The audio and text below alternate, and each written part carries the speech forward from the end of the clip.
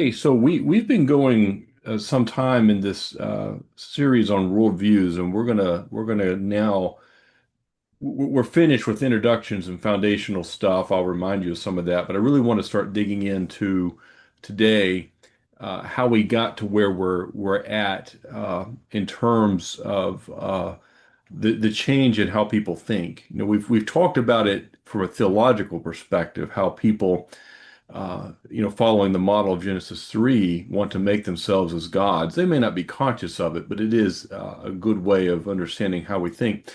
But I want to look back at some of these philosophies that have come over time and understand this at a very high level. I can point you to books that will take you a lot deeper than what I'm capable of doing, but to have some awareness of this high level uh, information about how Western civilization got to where it's at now is it's going to be helpful. So let me I'm trying to there it is. I'm going to put the link in the chat to the notes there, and now I'm going to go and share that screen. So I wanted to start with a quote. I've mentioned this book before. There's certainly other excellent books, but this is a good one that I've mentioned. I'm quoting for Nancy Pearcey's book, Finding Truth, and what she does an exceptional job of.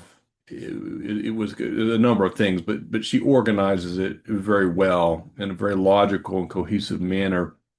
And she's a good writer. She's a very scholarly writer, so her writings are steeped with quotes and citations to various sources. But she writes this: Where do we begin? According to Romans 1, those who reject the Creator will create an idol. They will absolutize some power or element immanent within the cosmos, elevating it into an all-defining principle, a false absolute. When evaluating a worldview, then the first step is to identify its idol. What does it set up as a God substitute? Um, there's a lot packed in what she said, but I think it's fundamentally correct. Theologically, if we remove God from the picture and we want to be like God, the lie of Genesis 3, there's a whole host of things that we end up having to substitute, a long list of them. And in prior lessons, I've mentioned some of those things. The God substitute can be some other kind of deity, but it doesn't need to be. The idol doesn't need to be a deity in a formal sense, and often it's not. But it is a deity in the sense that it becomes the ultimate answer to everything. It's the ultimate determiner of truth. And in that sense is an idol or a god substitute. So we want to understand these idols, and like I say, from prior lessons we've talked about some of this. When we remove God from our worldview and we seek to explain the world apart from God, which is we're going to see in a little bit was something that was very specifically a goal of the philosophers. We not only need God and his existence out of the way, we need his rules out of the way, his way of thinking, the way he defines things out of the way, and as I've ultimately argued, even his shadow out of the way, because at least in the progression of thought, we need to explain everything without him. And so we replace God as the cornerstone of our worldview with something else. People commit themselves to a non-biblical and therefore, from my perception, an incomplete concept of reality. And we're going to look at specific examples of that. And they're examples that have influenced the culture we live in today. So we want to look at that. And in those non-biblical concepts become a central governing answer or guide to reality. These idols can be religions in a traditional sense, but they may not be. And yet I would argue they operate as religions. Um, some have argued, and I think rightly so, that atheism is a religion in a very real sense. It uses something other than God to explain, it is its explainer, but it gives a religious adherence to that view. And in a very real sense, we may say everybody has a religion or an idol. That seems to be the assessment of Romans 1. They don't have to be a deity, but they are something divine in the sense that they substitute for a deity. Now, we'll start with a little, and then it's a super high level, and it would be possible, and certainly there's good books that do this to deep dive everything I want to talk about in a lot more detail. And all I'm trying to give is the high level flyby so that to be sure that we begin thinking about history as an important source of evidence, a trajectory we can look back to understand where we're at today. And that's important. If we think of where we're at today only in terms of the history we remember from personal experience, and we're looking back 3 or 4 or 5 or 6 or 7 decades, we're leaving a lot out.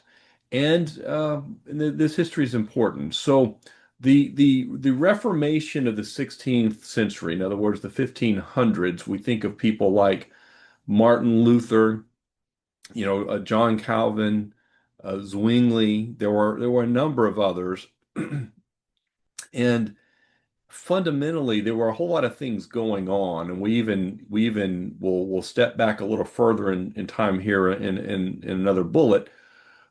But in the 1500s, you're seeing a whole lot of things going on in the Christian world, which was most of Europe essentially. You're departing from a time when the Catholic Church had wide-ranging authority, and I realized there was an East and a West, and I get that, but it had a lot of authority, and people seem to forget that is, you can take courses that are intentionally designed to, frankly, sanitize out or rewrite a lot of the history, but understand that for a long time, the Pope was picking the emperors, not the other way around. Now, that would change over different parts of time, but there was a lot of power, a lot of wealth, a lot of land held by the Catholic Church.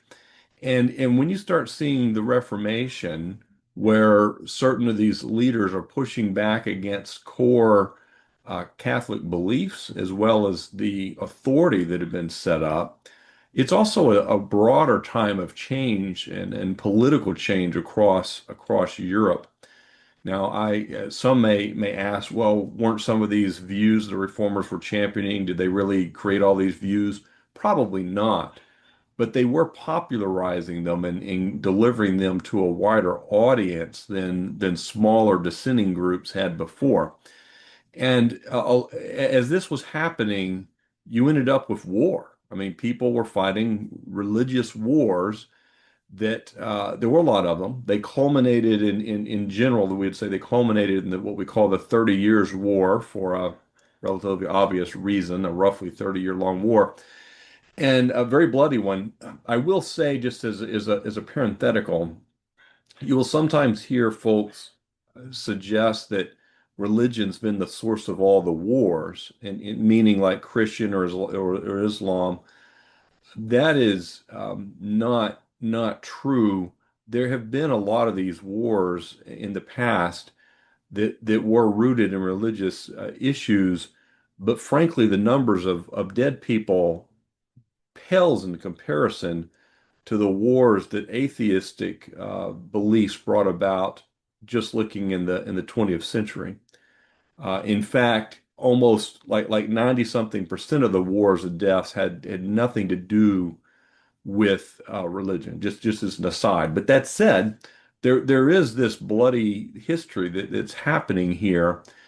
And I think one of the things it produces is a lot of people started questioning, well, if this is what religion got us, Christian religion got us, there must be a better way. People started questioning maybe there's a different way than this constant fighting, and so it's one of the senses in which a bad part of Christian history had some bad effects. It led a lot of people to start questioning.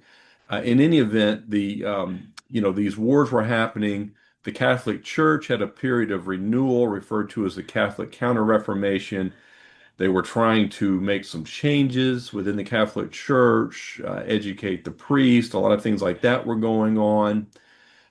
The Renaissance, which starts maybe in the 1300s in Italy, but it expands and influences a lot of Europe. It's a cultural, artistic, scientific changes are happening, and what's happening is the Middle Ages is coming to an end. About the time or shortly before the time you have the Reformation. But at the same time as these religious changes, I'm using religious in a broad sense, but these changes within the Christian world are happening.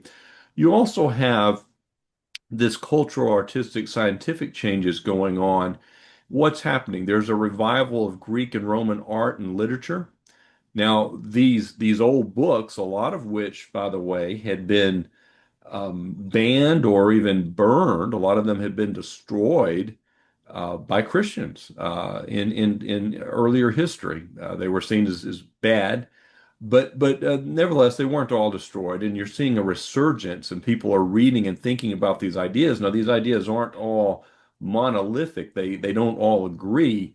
But the point is, people are now reaching back into this culture Explore your next from content a long today. time ago, and they're looking at these things and reading these books, and the art's beginning to change.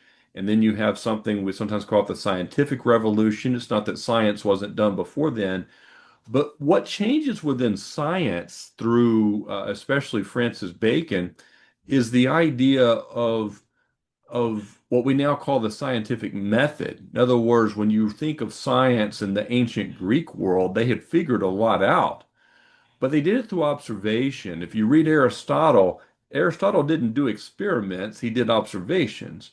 Now you've got people who are starting to think in terms of empirical evidence, in terms of a hypothesis, testing the hypothesis, and so you start getting people like, Galileo, for example. He didn't discover something, but in a sense rediscovered it, and through looking at a telescope and through doing observation. And so this is that scientific revolution. So all these things are coming together. Philosophers began searching for answers to understanding reality apart from Christianity and the Bible. And I do think, and this, and I've some other folks that I've and in particular a church historian I talked to about it agreed that these wars the Christians were doing in the 30 Years' War, Catholics and Protestants fighting, really helped, um, point a lot of people to, hey, let's look for some answers somewhere else. But also that revival of the old literature from the Greeks and the Romans pointed that direction too. And so you have sort of a ripe opportunity for philosophers to fill in the blanks with something other than God or the Bible. Let me pause there. Are there any comments or thoughts so far?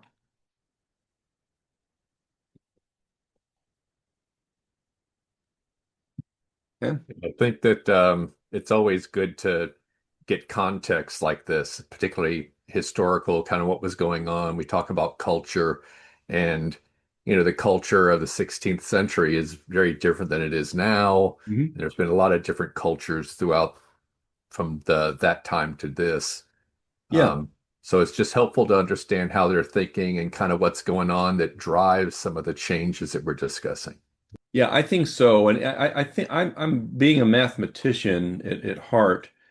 I see everything in terms of like a graph. I'm going back to my math days, and this graph is a trajectory, and it's complex. There's a lot of inputs, but it's a trajectory, and we land where we are today as a result of it. And I think understanding it will help us to speak to it. Um, Susan? Hey, I think that a lot of people don't realize there's a beginning and an end to history. Hmm. And they think things are just going to keep on going forever and ever and ever and ever and ever. And they will, but not in the present state. So I think people don't really have a concept that God has a plan. They don't have a concept of that. God has a plan and it has a beginning and end. Yeah. Well, and that's where we bring in a biblical perspective on it, and we would analyze history through what God has told us about the beginning and the end. And of course, if you set aside the Bible, people aren't going to look at it that way. Um, but it's important to understand how how people are thinking now. Now, I will say when we talk about history, I'm picking the history to help us understand Western civilization in the last, several hundred years. If we could pick another culture, we could look at the East, and the answers and the trajectories are a lot different. You look at ancient history, and you look at how people thought in the time of Alexander. It's different. We can still understand it through a biblical lens. So we're taking kind of a focus on this piece to get us up to, at least for me, up to like, the United States as it now is, and how people think. So we have a lot of isms. There's probably a lot of them I haven't dealt with here, but there's a handful to get us to start thinking about this. If you go on this path of trying to answer fundamental questions and trying to understand reality without God and the Bible, and as I suggested the prior slide, a lot of events help set up and put in motion this exercise. You get some different isms, things that philosophers have come up with. I think when I studied philosophy as a young person, and we didn't learn a lot, but we learned a little bit in high school and a little bit in college, introductory class. I didn't really recognize, and it's important for us to recognize it now, though, that what begins in the classroom or in the minds of the elites and in the books that most people don't read does manage to find its way into the popular culture usually, even if those who adopt the thinking don't have all the technical terms, okay? They may not describe it exactly the way the learned philosopher does, but these philosophers were in fact influential. And the culture was in fact, adopting these different kinds of views. And even in our day to day is an example. We won't get to a bullet on this yet. We'll put it in another lesson. But critical theory was an academic concept. There's a lot of different kinds of critical theory. Critical race theory is one of them, but there's many of them. And it was largely academic and unknown in the popular culture. Now, the popular culture in recent years, some people have at least heard of critical theory. I'll tell you, I first heard of it at a Sunday school class in 2020. I didn't know about it, and I'm fairly widely read. I probably should have known about it. But the fact is that whether people know how to define critical theory or not, the way people currently think in our culture, the way a lot of them think, mirrors critical theory. And that's kind of my point. It moves from the classroom to the culture over time. And that's what a lot of these isms have done. So materialism is pretty simple in notion. It posits that nothing exists except physical matter. There's a universe that's molecules in motion, but there is nothing else. And this means that the sciences that explain the physical universe are really the center of everything. And it really places an emphasis on physics because physics is, we have quantum physics, of course, that didn't exist centuries ago, but it does now. Nobody seems to understand it, at least I don't.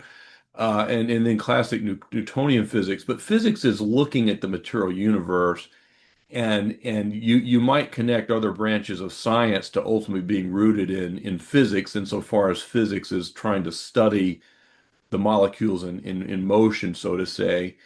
So you have biology and chemistry and all these other things, but everything is rooted to the material universe. Sometimes it gets called physicalism, same thing, materialism. Dallas Willard was a Christian writer and philosopher. He's come up, and I think we've talked about him at one point. I've only read one of his books, but I did like this quote that was something that Nancy Piercy pulled out in her book. There's one reality, the natural world, and physics is its prophet. And that's a way of thinking about materialism because remember, there has to be an idol and something that explains everything. If God and His Word don't explain everything, something else has to.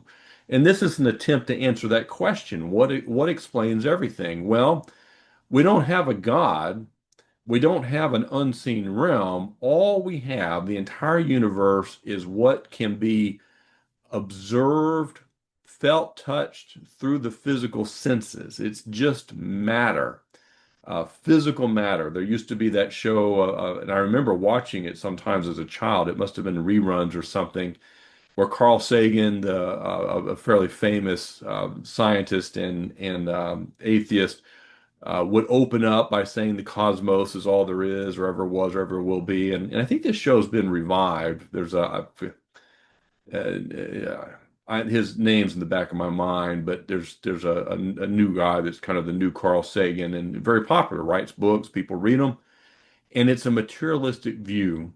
And the question that we have to answer is whether materialism is an adequate answer for reality, or does it not actually provide a full explanation? Now, all of these views, we'll have some more isms that we'll cover today and some more next time. They all might be described by us as reductionistic because, from a Christian perspective, they're all going to leave something out. But as we think about them, and we need to think about them through a biblical lens, what do they leave out? And if I can have a conversation with somebody about these things, that might guide the questions I would ask them to help them see that their explainer doesn't really have the explanatory power they need it to have. Dart? I'd like to make a comment about quantum physics and Oh, quantum mechanics. It's a subject I'd love to study as best as I can.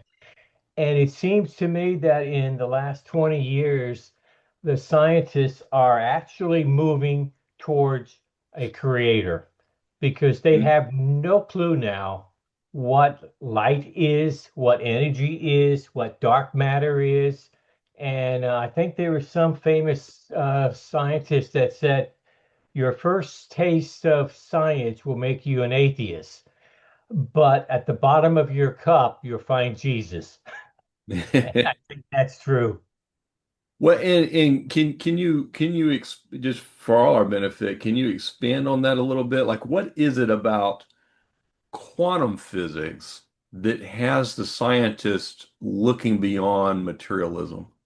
They start looking at quantum, of course, it means small. So they're Mhm. trying to get to the smallest possible thing that exists.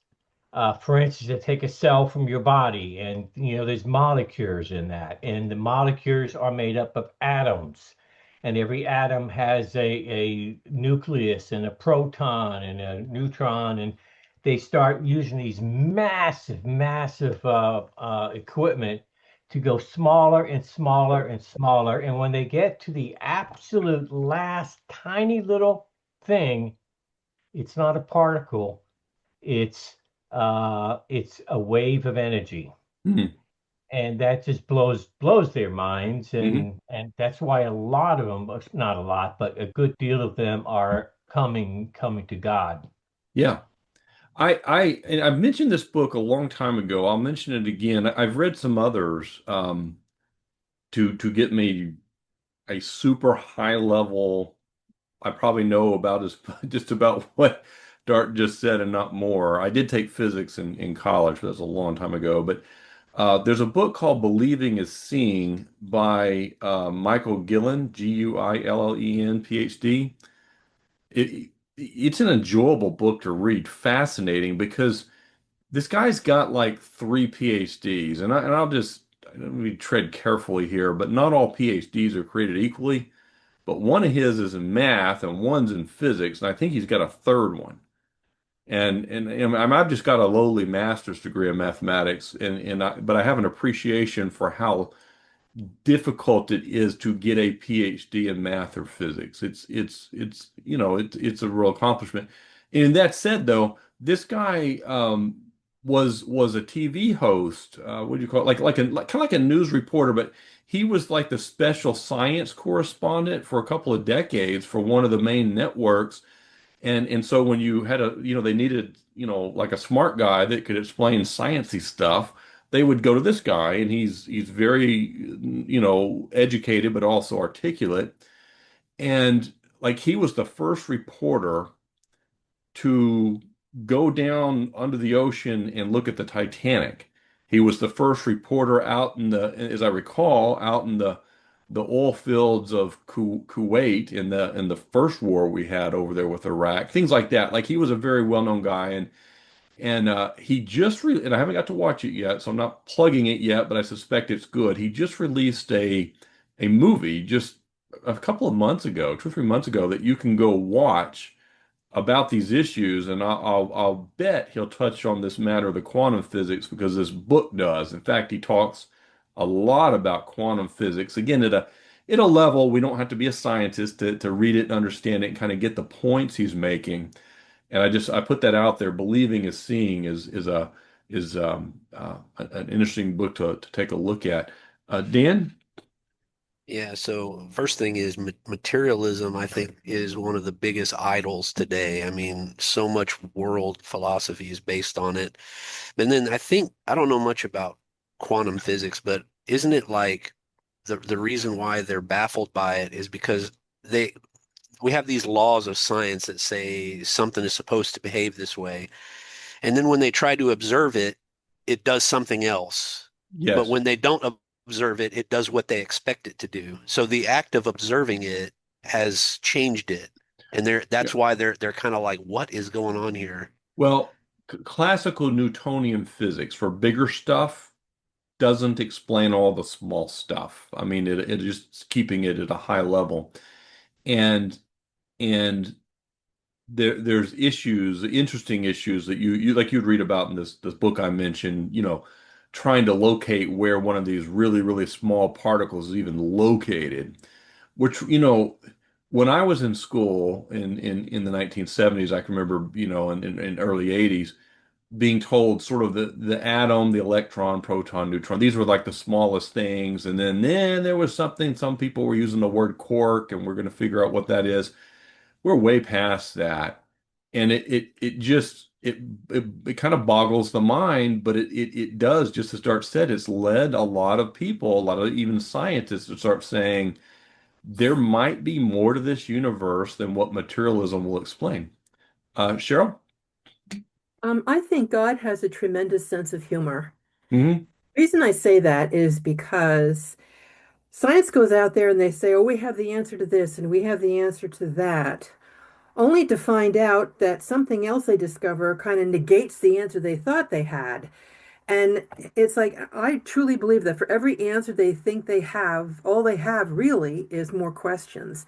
And that's where God's sense of humor comes in because he's looking and he's thinking, oh, foolish people, you think you have the answers. Well, guess what? Yeah. You don't. Yeah. The issue is I think that we do get some answers, and I also think that the universe was created by God in such a way that we could observe it and do science.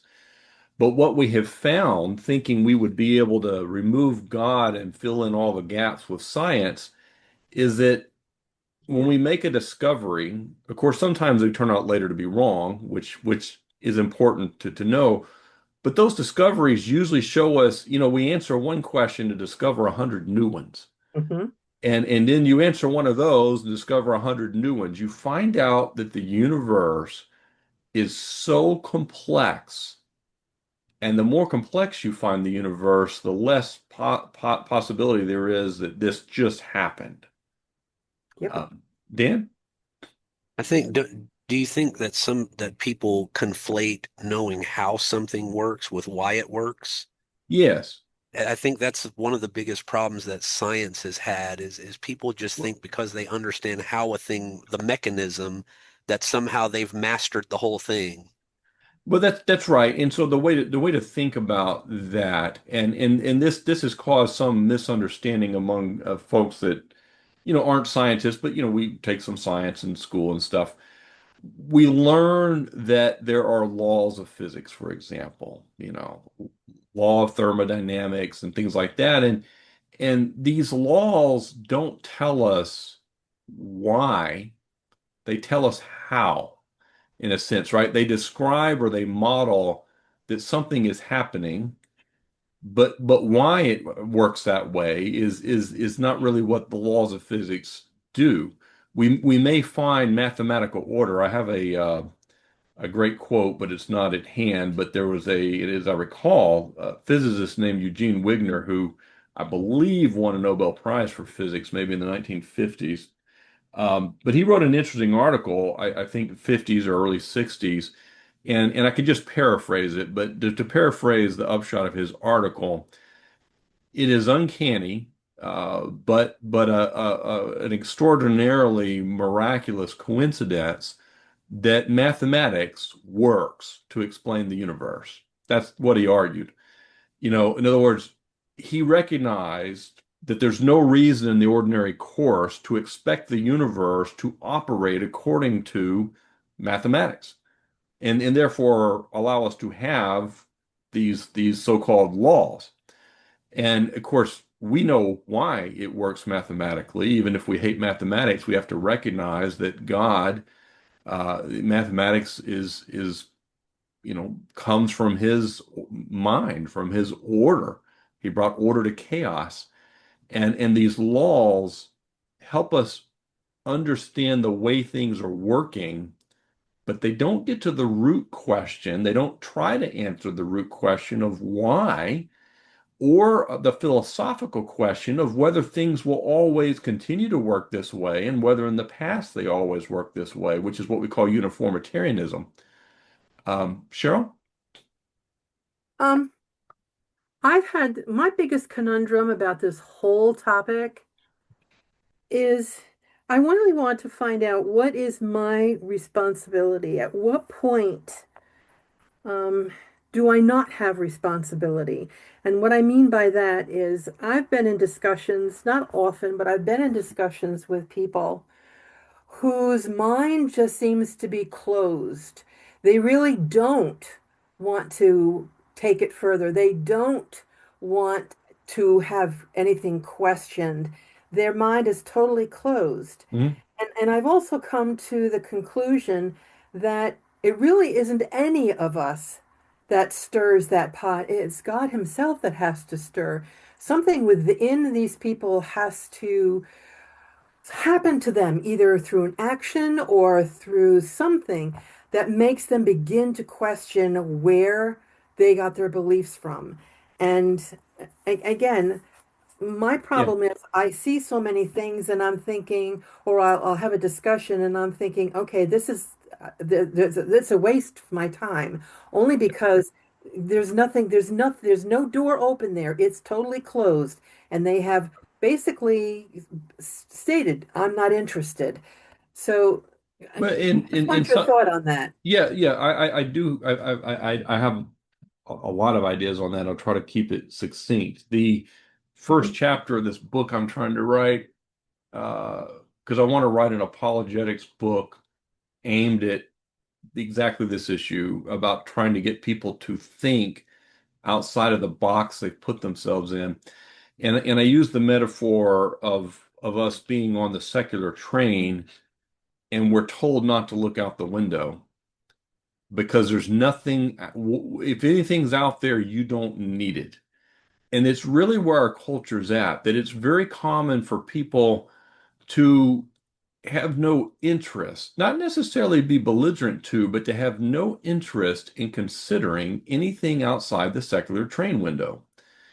And our task, if we can, is to get people to think about that.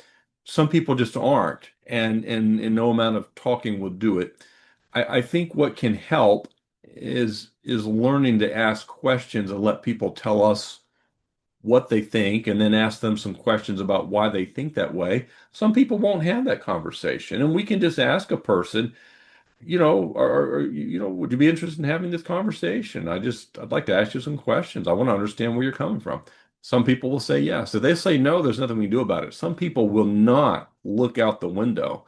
And it's kind of sad because it wasn't always that way. One thing you can say about Paul meeting the Athenian philosophers in Acts 17, they were chomping at the bit to say what they believed and why. And so Paul found a ready audience to hear him. They may not have believed him, but at least they would hear him out. And sometimes we don't find that. And I think I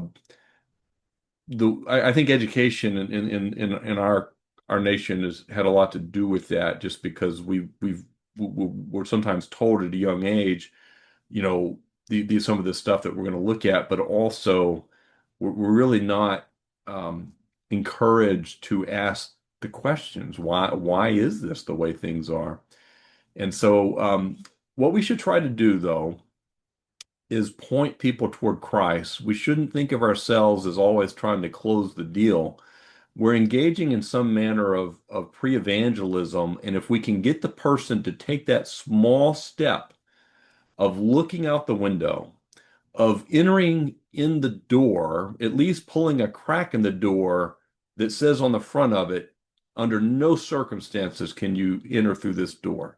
If we can get them through that block just to start thinking about these things, then we may make some headway. And the last suggestion is that sometimes this is going to take some time, that we may not be able to even engage this conversation when we first meet somebody. That may be too much to ask.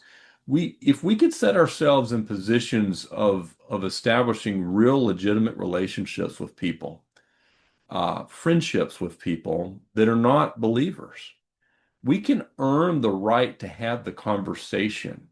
And at the right time, we can ask them. If they don't want to have the conversation, we'll still be their friend. But we may earn the right to have the conversation. And I've heard lots of good testimonies from a church planner that thinks of it in those terms, and of earning that right and building those friendships. That takes a lot of commitment, but I do think there's something there, and I've seen it in my own experience, where I'm now having, with some people who are not Christians, a very different kind of conversation than what I would have had in the past. Just recently, I was asking somebody some questions. They were talking about the dietary requirements for Jews, and I asked, well, why is it that way? How does it bring you closer to God? That kind of thing. And we started along that kind of line.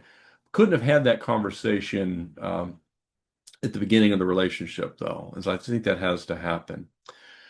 Let's the question is, materialism an adequate answer for reality? And I think the answer is no, but we have to think about that question. Why isn't materialism an adequate answer for reality? And in a moment, we'll look at empiricism, which is not far off from it. It's just empiricism is a more focused type of materialism, and it probably help us to see why it's not adequate. Why Carl Sagan, a smart dude for sure, but smart doesn't mean they've got it all figured out, and why this materialism falls short. Another way of saying it, is there an aspect of reality beyond atoms, molecules, and subatomic particles? Dan? Yeah, I call him Carl Pagan, but Mm.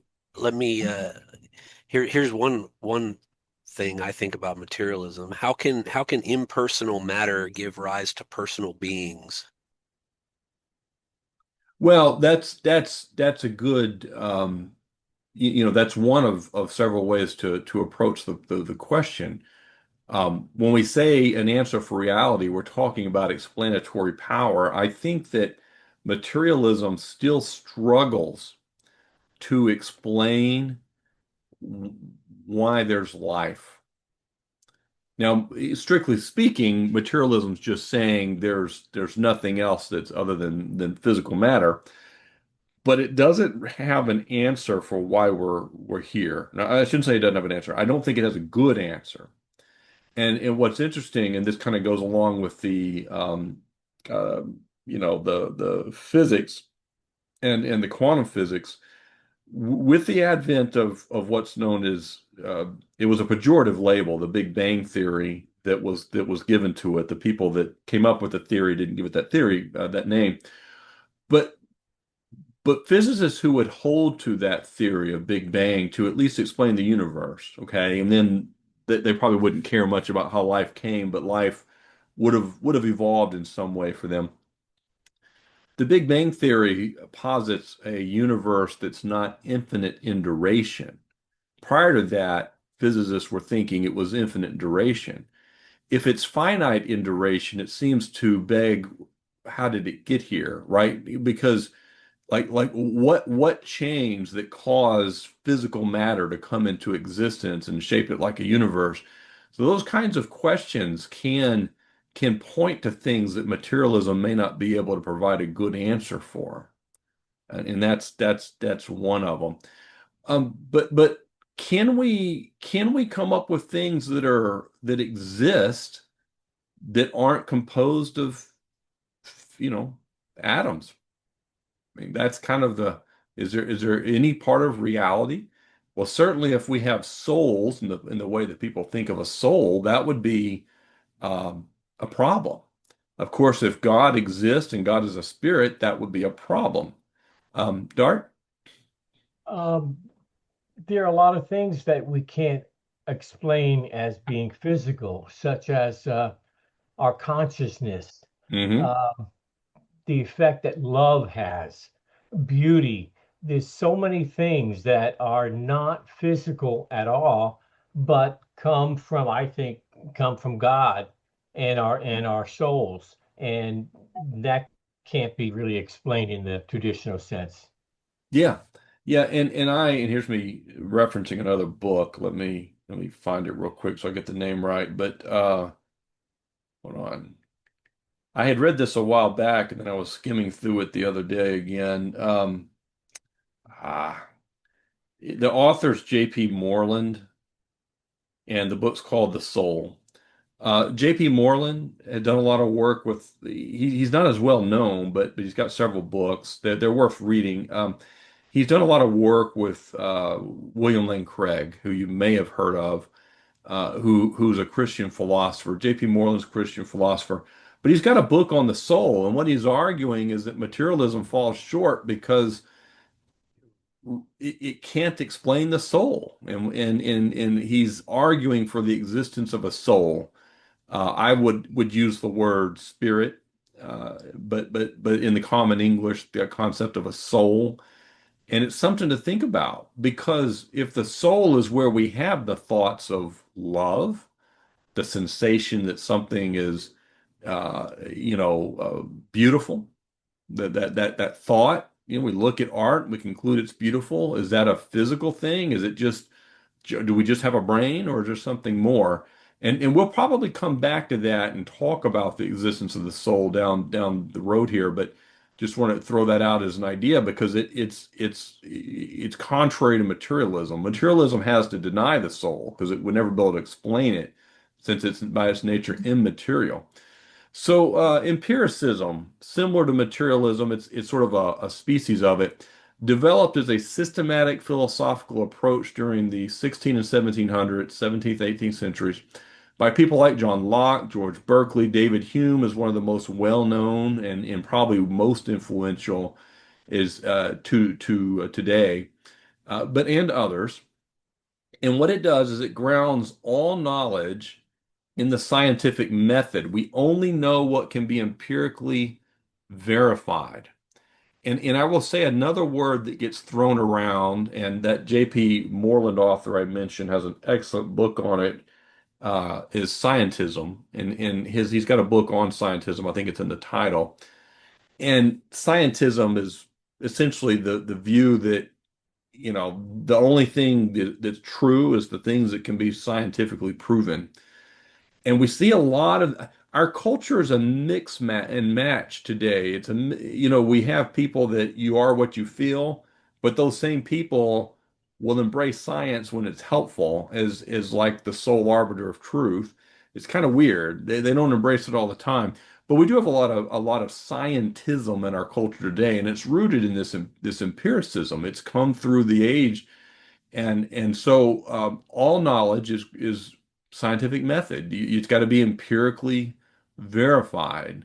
Everything else is just a matter of opinion or preference. The idol here is essentially the sensory realm because we do science using our senses to observe, and that then guides what we would constitute as reality.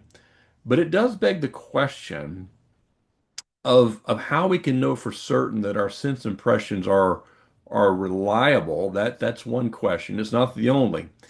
Adherents of empiricism tend to presume that there are no other means of obtaining truth, and that raises a really serious question. Is the scientific method or essentially sense perception, what I can see, hear, touch, taste, are those the only ways for obtaining truth? Are there things that are in fact true that cannot be proven empirically? They tend to assume, and it really is an assumption, that the claims of Christianity have no empirical evidence. So, Susan? It just seems to me like people just take for granted that yes, empirical is real. Okay, but it is all that is real. How can they take that for granted? There are things that our eyes can't see that animal eyes can. So just based on that premise, perhaps there's other things that we can't Yeah. see You, that exist. And how can we be so positively sure? I mean, if you look at the planet and we're here out in space, we still haven't located any other uh, people in space anywhere else. And we have this perfect planet that is set up just in the right spot with the right stuff to support us. mhm. And there isn't another one like it that we can see or that we know of. Um, how can we be so how can we have no imagination whatsoever? That's all. Yeah. Well, and the answer in part, remember how this starts. This started with the issue of answering reality without God. When you remove a creator God from the picture and you remove the idea of supernatural, an unseen realm, right? Spiritual beings, any of that, then it's kind of a natural thing to try to explain it all um, empirically. But also, remember all these wars. Who's right? The Protestants or the Catholics? And they're fighting. And of course, and not even getting into Islam and all the war it brought. Let's if you know, this is a way of getting rid of all of that because the universe around us, what we can see and sense, explains everything. Now, we're saying, of course, it doesn't, but you can understand why they would try this approach and why it could have some appeal. And this is a widely held view today, particularly among um, educated people that are in the sciences, in the engineering. I mean, evolution is not Darwinian evolution as we know it. And we'll get to Darwinianism another time and talk a little about it. It is really not so much a scientific conclusion as a philosophical one. Because if life wasn't created by God, you've got to explain it some way else. And evolution provides a way of doing that. Not saying it's right or wrong, just saying it's philosophically a way of doing that. And this is how they're filling in the gaps with stuff that's empirical. Um, but what are its failings? One of them's what Susan's pointed out. It's this idea that overlooks whether or not our senses are reliable enough to ascertain all of reality. Our whatever limits and perhaps even flaws we have in our senses becomes a ceiling to what we can comprehend around us about reality. And so in a sense, we can't escape the limits of our own minds, even though we're labeling it as being an empirical. Now, there's another thing to think about, just back up from this. Why does science work? I mean, we all should recognize there is a great value in science. I mean, I'm because I read a lot of history. Okay, and I'll give you an easy example.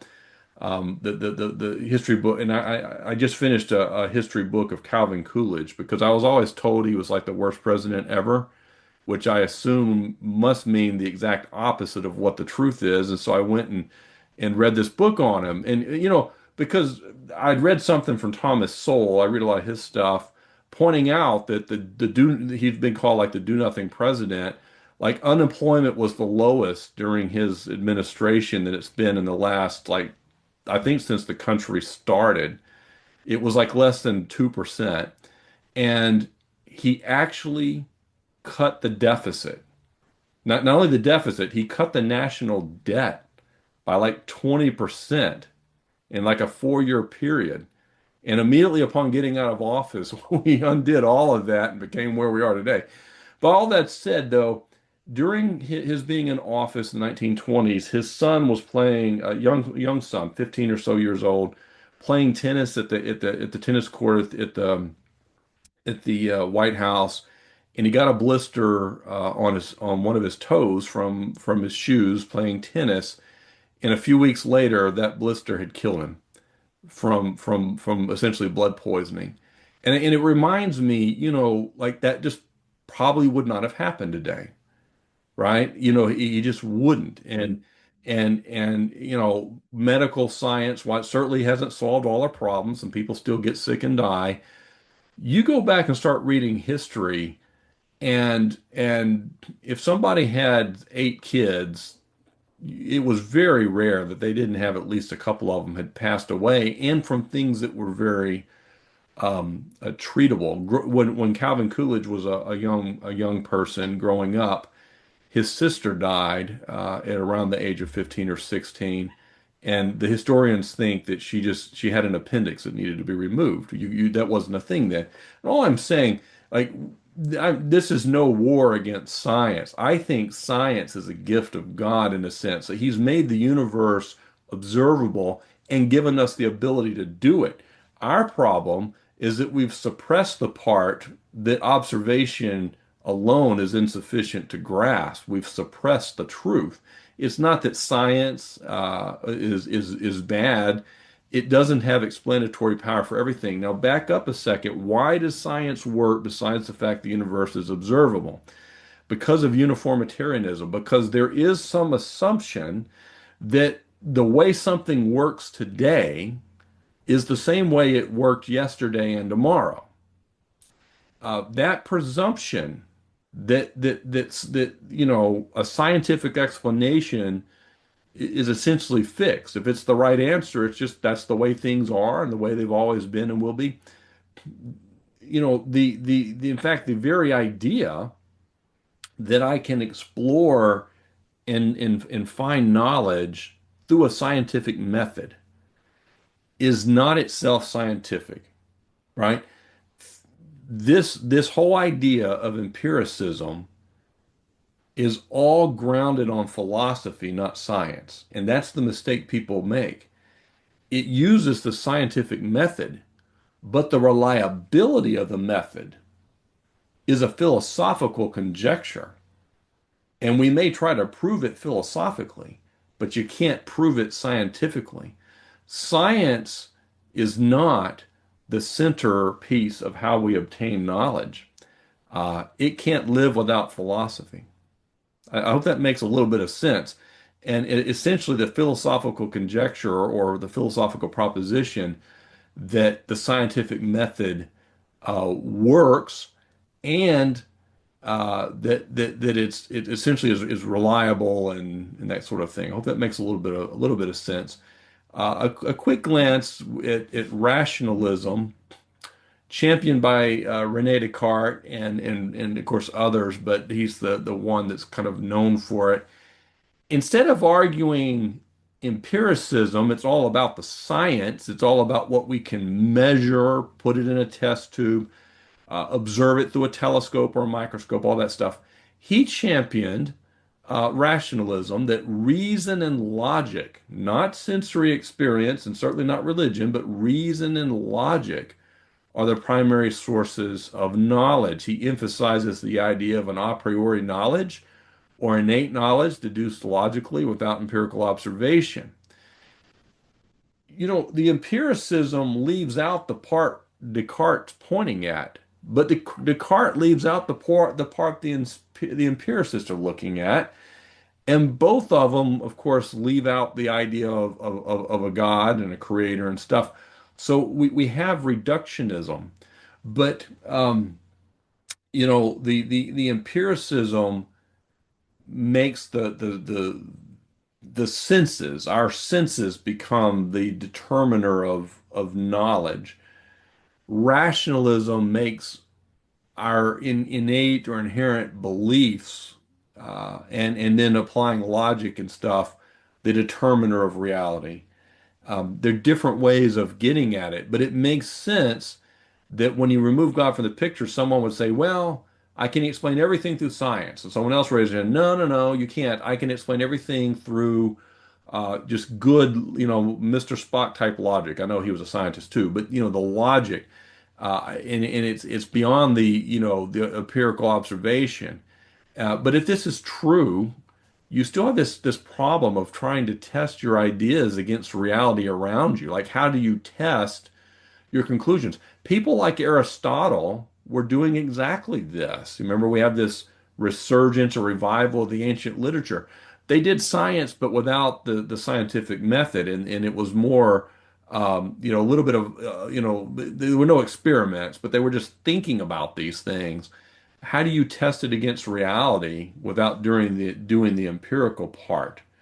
And is this then an adequate answer for reality? So reason and logic. And let's see what's next. We should leave Kant for next week.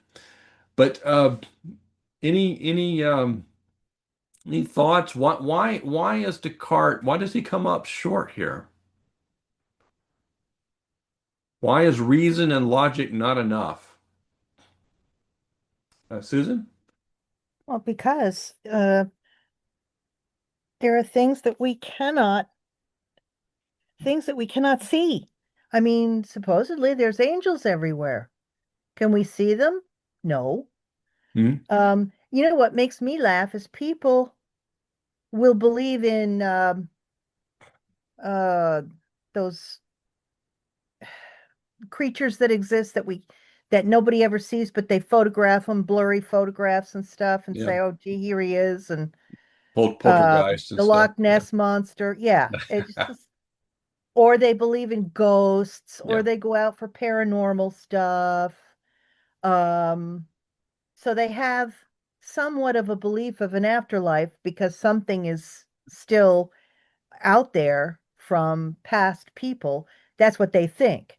But they won't accept God, which is it just really shows the limitedness of humanity's abilities. And they assume that they have all the answers. They don't.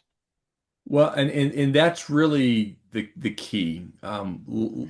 Logic is another thing that's a very tremendous tool, and it's caused all kinds of problems with people exegeting scripture when they move beyond scripture and they're dealing with what they believe are the logical inferences.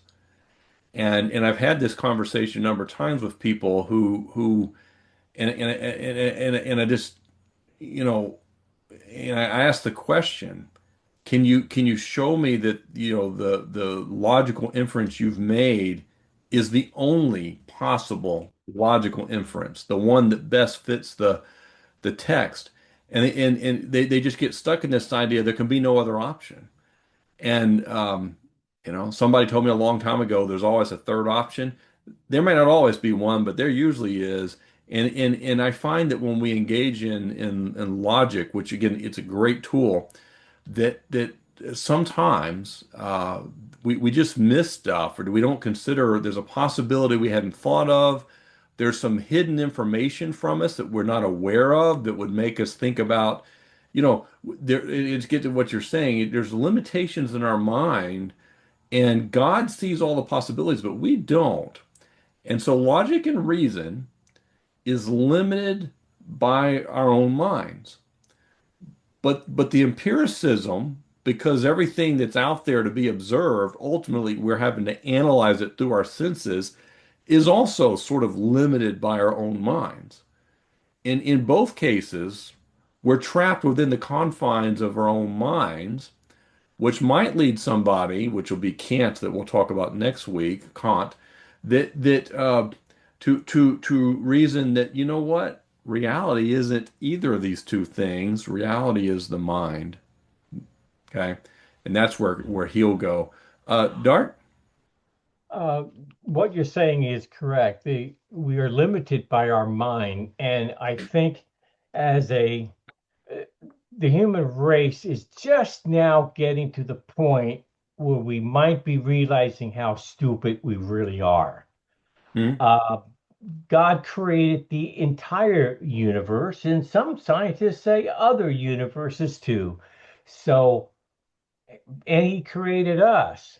But I mean, the gap between his knowledge and our capacity to comprehend what we think reality is so great. It's very much like the conversation I had with my cat the other morning. Hmm. I had to give him a pill and I sat him down and I had a good conversation and explained why everything was necessary. But his brain is so different than mine. It is no way he will ever understand. And I think we keep forgetting that because we're smarter than rocks and sand, we think we're geniuses. And as the Bible says, we are not. Yeah. Yeah. Dan?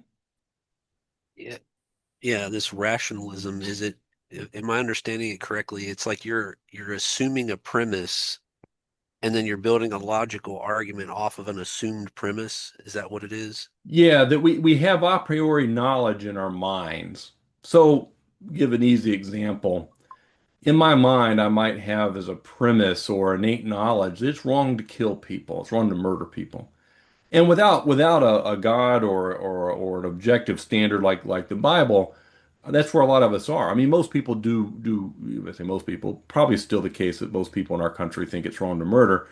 But the reason for it would often be just sort of I just know it or whatever. So we can call that innate knowledge, and then you could make inferences from that and other things. It's this idea that really it's not going out and getting the knowledge from the outside world through empiricism, through scientific method, but we have some innate knowledge or knowledge that can just be logically deduced, and then we can build on that. Yeah, And the because reality is we can do those things, but I don't think it's adequate to explain everything. And yeah, that's because where, a logical argument is only as good as its founding premise, right? I mean, yeah, or premises, yeah. you could have two smart alecks could argue you into murdering people or argue you out of it. There's based on the premise, right? Yeah, Because see, and people believe what they want to believe, and so ah, this we is might have not. biases. Yes, that's why this doesn't work. Well, again, It's just a tool that you can use if the premises are good. that's right. Right, which is philosophy, right? How do you frame an argument? It's got to have premises and a conclusion. And if you talk about an argument being valid and being sound, it's a tool, but it by itself, I don't think it has explanatory power for everything. And ultimately, we're limited within our own minds, which is interesting because, um, well, we're going to come back. There's going to be another idea that we'll come to with the idea that your mind is reality. We'll deal with that next time. But you can see where this is going. But the point is, they're all incomplete, but they're efforts to understand reality without God and all the implications of God in the picture. Cheryl? Everything that we think, everything that we believe or think we believe is filtered through our past, our present, our Mhm. perceptions, our biases, your Mhm. history, and everything about you. So no matter what it is not going to be, it's not going to be true because it's filtered through us. And us is a very scary, basically, it is. It's everything that you have ever encountered in your life. Things again, your emotions, your feelings, your experiences, your perceptions, which are really a lot of times seriously skewed. So again, it's such an imperfect way to try and explain life because it doesn't work. Well, we probably can discover some truths, but what you're getting at is the reliability of the method. And of course, how will I know it's true? And therein lies the the problem. But yeah, so interesting stuff. We'll add some more isms. We need to talk a little about Immanuel Kant and the Romantics and a few others. But just I hope you back up from it big picture and theologically I explained in a prior lesson how we try to become our own gods. We've got to give explanation for the world and how to understand reality. This is how people were trying to do it. And what they were trying to do from the premise of not having God and religion be a part of that makes sense. Now, let me say this. I want to say this clear. Some of the people's names I've mentioned were theists. Some of them might have even been Christians, but they were still trying to understand reality apart from their religious side of their life. So, but if you do that, you engage in that exercise, if you remove God, His Word, all that, these are natural things to come up with. They make sense. And you can understand why people would do them. And you can understand why someone would say, well, it's not everything around us, it's everything in our head. And someone else says, no, it's not everything in your head, it's everything around us. And you know, understand But how it's don't you, going. but don't you think that all of these philosophers like Descartes and a few of the others, no matter what they came out with, don't you think this has been somewhat affected by who they are, what their life experiences were, what things that they encountered in their own lives, and that it has skewed the things that they come out with at the end? I think that of course, experience affects things, right? Um, but not always. It's kind of weird, right? I mean, Karl Marx, frankly, for most of his life, didn't have to work and had some wealth, and yet he supposedly is championing the poor person in his writings, the working man. He never was a working man. So things you can have these ideas that are totally outside of your own personal experience, but they're still skewed in that way, right? We have these biases, and again, it's not to say that everything that we come up with is wrong. Those biases impact it, but the biggest bias is starting from the premise of trying to understand a universe apart from God. Right? That's the bias that drives this way of thinking. And we need to recognize that with all the flaws we've identified, this is in fact how a lot of people think.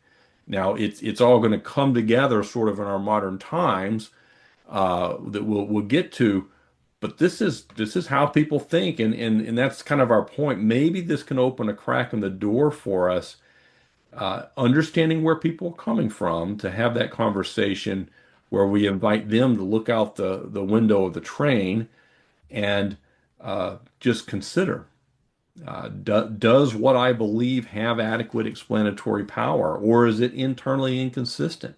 Am I actually able to live out what I believe? Um, so we'll get there.